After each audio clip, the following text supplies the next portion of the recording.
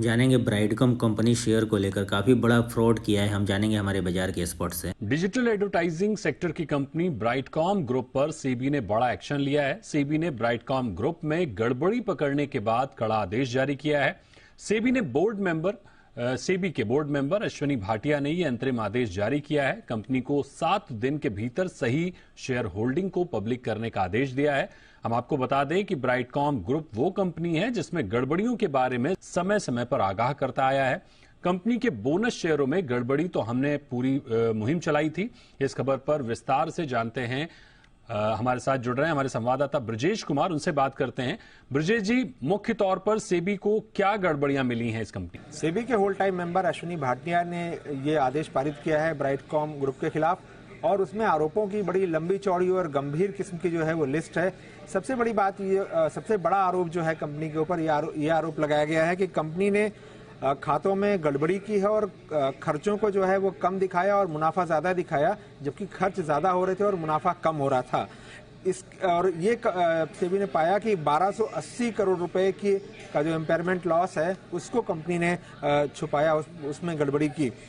सेबी ने 2014-15 से लेकर के 2019-20 तक जो है वो खातों की जांच की थी, और इस दौरान ये पाया कि कंपनी के जो नतीजे थे वो सही तस्वीर नहीं पेश कर रहे थे। इसके अलावा जो कंपनी ने शेयर होल्डिंग जो डिक्लेयर कर रही थी कंपनी, वो उस शेयर होल्डिंग में भी गड़बड़ी पाई गई। 34 में से 31 तिमाहियों में कंपनी ने शेयर होल्डिंग की सही तस्वीर जो है वो पेश नहीं की। इन्हीं गड़बड़ियों को देखते हुए सेबी ने फॉरेंसिक ऑडिट कराने का ऑर्डर दिया था, लेकिन कंपनी ने इस फॉरेंसिक ऑर्डर का जो निर्देश आया था सेबी का, उसको डिस्क्लोज करने में भी बहुत आनाकानी की और 165 दिन की देरी के बाद इसको जाकर डिस्क्लोज किया, जो भी गलत था। इसके अलावा कंपनी ने कंपनी के जो स्टैट्यूटरी ऑडिटर थे, जो ऑडिट करते हैं कंपनी की सालाना बेसिस पर, उनकी भूमिका को लेकर भी इस सेबी के आदेश में सवाल उठाया गया है।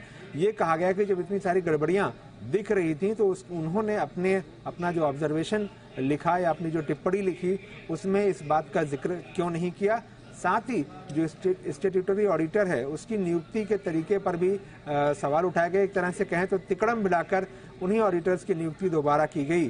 साथ ही एक गड़बड़ी ये भी पकड़ में आई कि जो ऑडिटर थे, ऑडिटर के फैमिली मेंबर को नियम यह है कि 1 लाख रुपए से ज्यादा की कंपनी शेयर अलॉट नहीं कर सकती, लेकिन इस केस में करीब 3.5 करोड़ रुपए के शेयर का अलॉटमेंट जो है वो पाया गया ऑडिटर के फैमिली मेंबर को। साथ ही प्रमोटर्स जो थे उन्होंने खुद बहुत ही सस्ते भाव पर कंपनी के शेयर लिए और भाव जब ऊंचे गए तो बेचे। इस तरह से उन्होंने गड़बड़ी की और मुनाफा कमाया। बिल्कुल ब्रजेश जी, इसमें एक बात और बताइए कि सेबी ने अपने अंतरिम आदेश में क्या पाबंदियां लगाई हैं और क्या क्या निर्देश दिए हैं? जो कंपनी के चेयरमैन हैं, सीएफओ हैं, इसके अलावा प्रमोटर ग्रुप के 2 और लोग हैं, ये 4 के चारों लोग अपना शेयर कोई भी तरह से बेच नहीं पाएंगे, डायरेक्टली इनडायरेक्टली, और इनके शेयरों पर कहें तो एक तरह से वो फ्रीज लग गया है।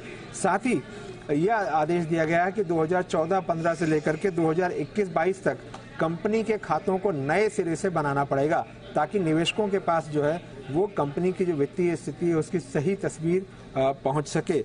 7 दिनों के भीतर शेयर होल्डिंग की सही तस्वीर भी एक्सचेंजेस को बताने को कहा गया है, ताकि वहां से निवेशकों को सही बात पता चल सके कि वाकई में शेयर होल्डिंग जो है वो कितनी है। सब्सिडियरीज जो हैं इस ग्रुप की, उनका जो स्टैंड अलोन रिजल्ट है वो कंपनी की वेबसाइट पर डालना पड़ेगा, ताकि निवेशक जो पूरे ग्रुप की सही तस्वीर है वो उनको पता चल पाए। जितने भी 4 लोग जो हैं ये इन पर आरोप लगाया गया है, उनको 21 दिन का मौका दिया गया है कि ये अपनी बात सेबी के सामने रखें। ये अंतरिम आदेश है और इसके बाद जब सभी पक्षों की सुनवाई हो जाएगी तो फिर सेबी की तरफ से फाइनल ऑर्डर इस मामले पर